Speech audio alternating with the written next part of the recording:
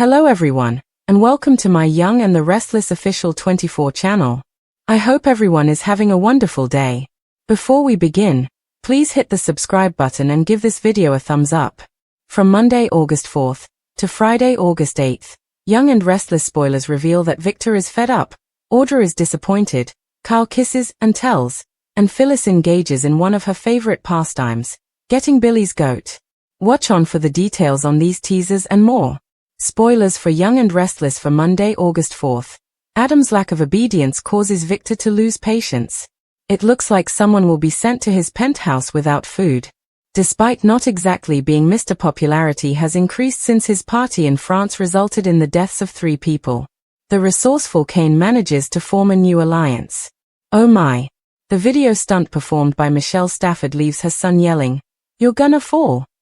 Chelsea shares a secret with Lily. Will Adam's significant other regret revealing the information?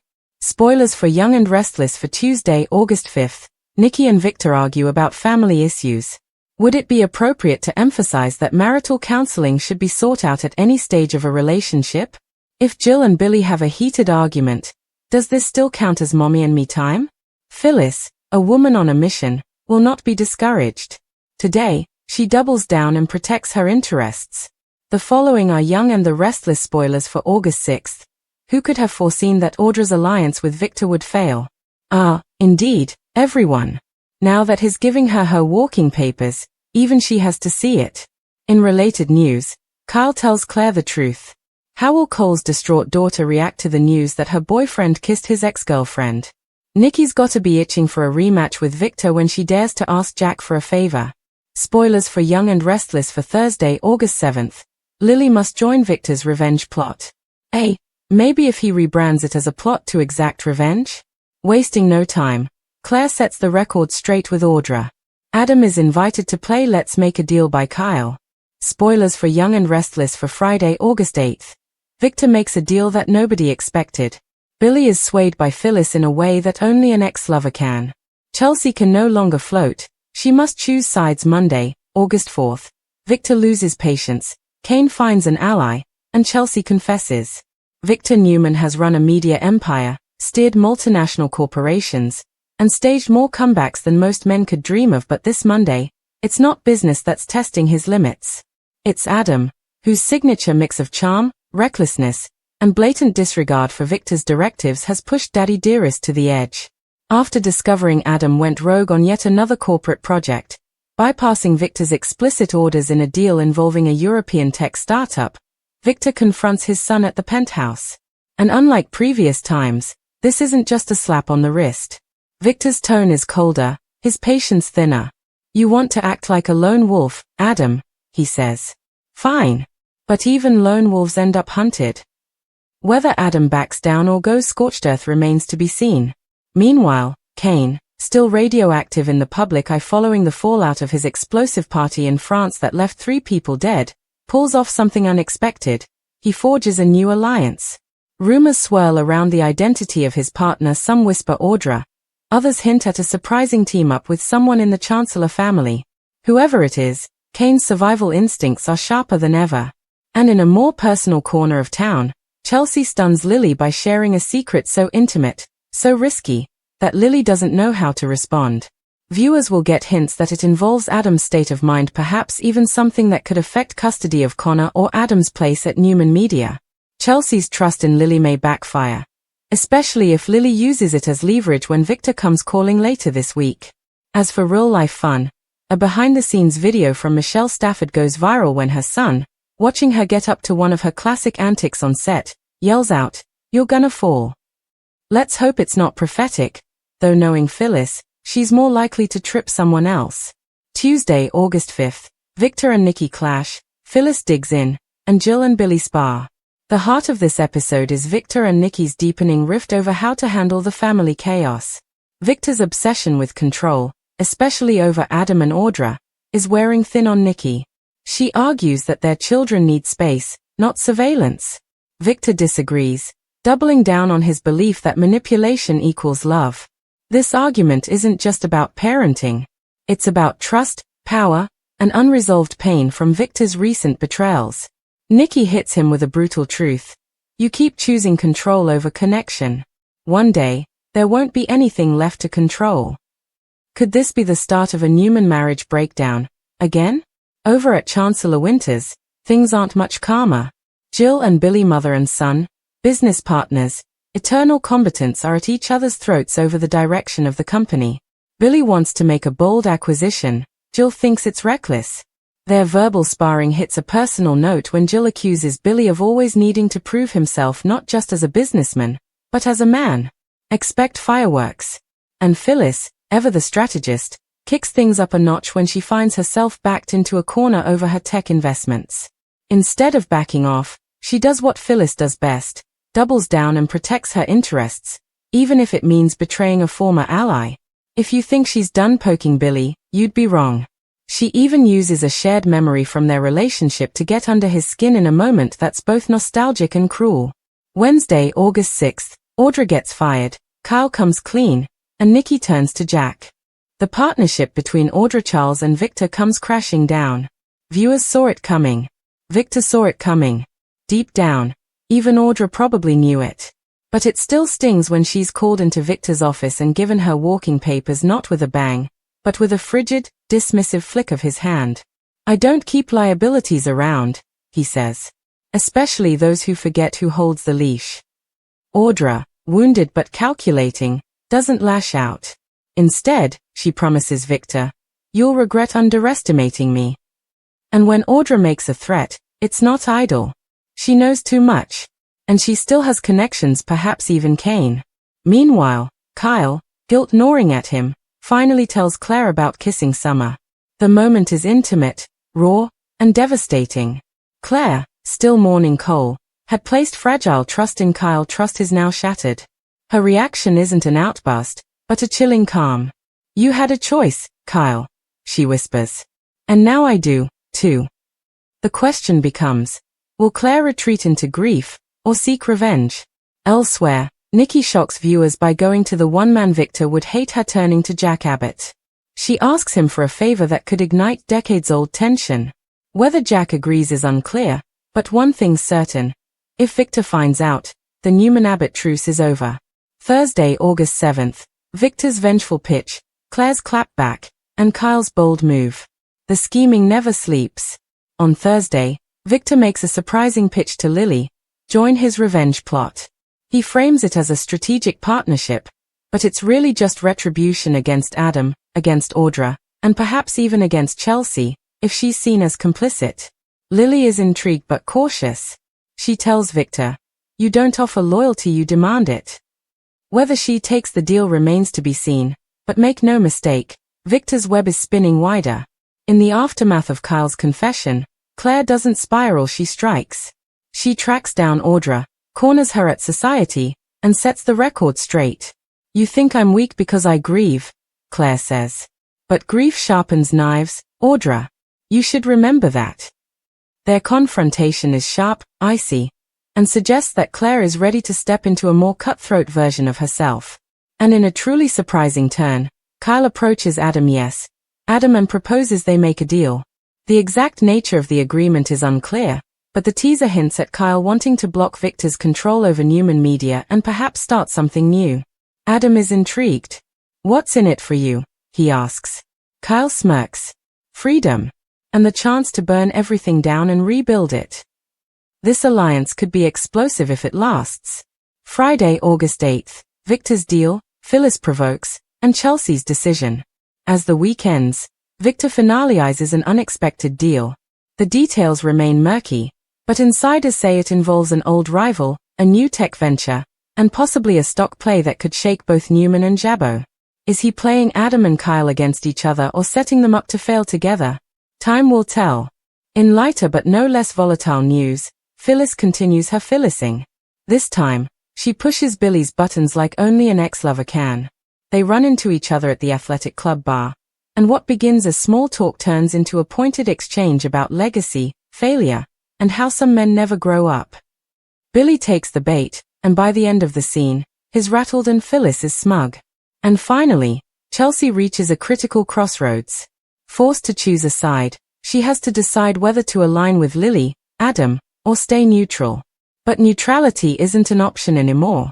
Her decision will put her in someone's crosshairs and set the tone for the rest of August. Final thoughts. The week of August 4th to 8th on The Young and the Restless delivers some of the year's most potent emotional confrontations and power plays. From Victor's calculated maneuvers to Claire's transformation, Kyle's bold moves, and Chelsea's reckoning, everyone is playing for high stakes and no one's hands are clean.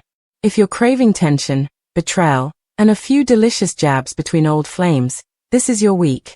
And as the shadows lengthen over Genoa City, one thing becomes certain: the calm is over. The storm has begun. Victor versus Adam. The last straw? Victor's frustration with Adam has been brewing like a slow-boiling kettle for months, but this week it whistles loud enough for all of Genoa City to hear. After Adam circumvents Victor's order and authorizes a risky acquisition of a rival streaming platform, Victor delivers a brutal dressing down in front of Newman Media's senior staff. The move is deliberate. It's not just punishment, it's public humiliation. Is this how you lead? Victor roars. By burning down what I've built for your own ego. Adam, uncharacteristically, says nothing. His smirk is gone. In its place, resolve. Because Victor has crossed a line again, and this time, Adam's not backing down. He storms out of Newman Tower, slams the door behind him, and places a call. Not to Chelsea. Not to Sally. But to Kyle. We're doing this, he tells Kyle. Let's flip the board over.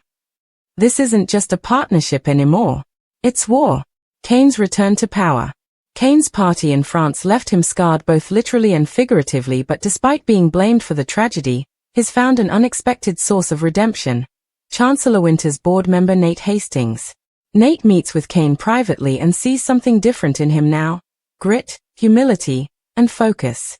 You've survived worse, Nate says. If anyone knows how to crawl out of a public relations grave, it's you. Kane proposes a quiet joint venture, one that could put him back in the business world without raising red flags. Nate agrees on one condition: full transparency. No more secrets. No more lies. But as always with Kane, there's a catch. Because Kane is also in communication with Audra Charles, who's licking her wounds after Victor fired her. With her media expertise and Kane's reputation on the mend, the two begin formulating a plan to launch a rival outlet that could challenge Newman Media's dominance and serve as a weapon against Victor's grip on Genoa City. Audra warns Kane, "If we do this, we do it my way. No games." To which Kane replies, "I've already played the game. Now I'm changing the rules." Phyllis versus Billy, classic chaos. If Victor and Adam are the chess match of the week, Phyllis and Billy are the street fight. They cross paths again at society, and Billy's already annoyed after a rough meeting with Jill. He's not in the mood for Phyllis's antics, so of course, she leans in harder. Still pretending to be a grown-up. Phyllis taunts. "Or are you back to setting corporate fires and blaming everyone else?" Billy counters with his own brand of sarcasm, but it's clear she's under his skin. It's not just her words, it's the way she sees through him, even after all these years. And when Phyllis casually mentions that she's considering investing in a startup that might eat Chancellor Winters for breakfast, Billy loses it. "You'd burn this whole town down just to keep yourself entertained," he snaps. Phyllis smiles. "I've always preferred bonfires to candlelight, haven't I?" The question is she bluffing, or is she really planning to take down Billy's empire for sport? Claire strikes back. After Kyle's confession that he kissed Summer, Claire Grace isn't reduced to tears or heartbreak. Instead, she turns to resolve. She meets Summer at Crimson Lights and asks one brutal question: was it an accident, or an opening? Summer tries to explain, but Claire cuts her off. "You were there when my father died. You saw what it did to me. You comforted me. And then you kissed the man I trusted." Summer's guilt is evident, but Claire doesn't want an apology. She wants space. She wants clarity. And most of all, she wants power over her own story again. So she makes a bold move. She arranges a meeting with Daniel Romalotti, pitching him a documentary series that explores the untold lives of Genoa City's second-generation adults, the ones left behind by the original Titans. Daniel is skeptical, but Claire's pitch is compelling. "People think we're shadows of our parents. Let's show them we're more." If the project goes forward, it'll be explosive and could expose secrets no one's ready to face. Nikki's secret ask. Desperate for a way to stop Victor from destroying what's left of their family, Nikki takes a bold and unexpected step. She visits Jack Abbott in private. What she asks stuns him. I need you to talk to Kyle. Get him to walk away from Adam. Jack is torn. On one hand, he respects Nikki's desperation. On the other, Kyle is an adult and Jack's been trying to rebuild their fragile relationship after the paternity bombshell. Jack agrees, with one condition. You convince Victor to leave Diane out of this. No more digging. No more threats. Or I don't lift a finger. Nikki, swallowing her pride, says she'll try. Later, Jack calls Kyle but Kyle doesn't pick up. Victor's offer to Lily. With alliances shifting and Adam threatening to partner with Kyle, Victor realizes he needs to plant new roots and fast. So he goes to Lily, offering her a stake in a revived media platform that would put her in direct competition with her brother and with Chancellor Winters. You've always wanted to be seen as more than just a figurehead, Victor says. Let me give you the throne. Lily listens. She doesn't say yes. But she doesn't say no either. Her response, you know what they say about sitting on a throne, Victor? It makes you an easy target. Still, she keeps the offer on the table. Which makes everyone nervous including Devon and Nate, who are already butting heads over Lily's increased independence. Kyle and Adam, secret deal or trap?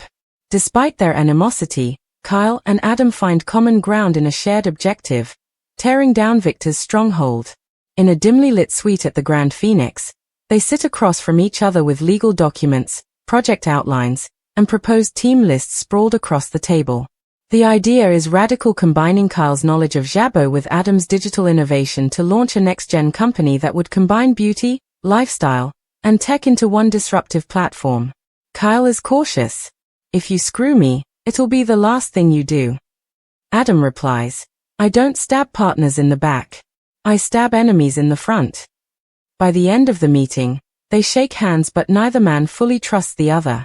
Victor's shocking deal and Chelsea's final decision. As Friday draws to a close, Victor finalizes a secret deal that changes everything. The partner? None other than Tucker McCall. The two men shake hands in an unholy alliance meant to squash Adam and Kyle's potential startup. They plan to fund multiple shell companies to choke their capital and use legal loopholes to prevent them from launching. Tucker is thrilled. Victor is focused. If they want war, Victor says, let's give them one. Elsewhere, Chelsea is cornered. She's been neutral until now, trying to avoid taking sides. But after a tense meeting with Lily and a heartfelt talk with Adam, she makes a decision. She's going to support Adam, publicly. Maybe he's impulsive. Maybe he makes mistakes. But at least he fights for what he believes in, she tells Lily. Can you say the same? Chelsea holds a press conference to promote Adam and Kyle's new venture, effectively making herself an enemy of Victor and Lily in one fell swoop. Final scene. The calm before the explosion. The episode ends with a quiet scene. Kyle sitting alone in his office, holding a framed photo of him and Jack. The lights are dim. The city glows outside the window. He knows he's crossed a line, maybe several. When Summer knocks and walks in, she asks, are you ready for what comes next? Kyle doesn't look up. I don't think any of us are. Fade to black.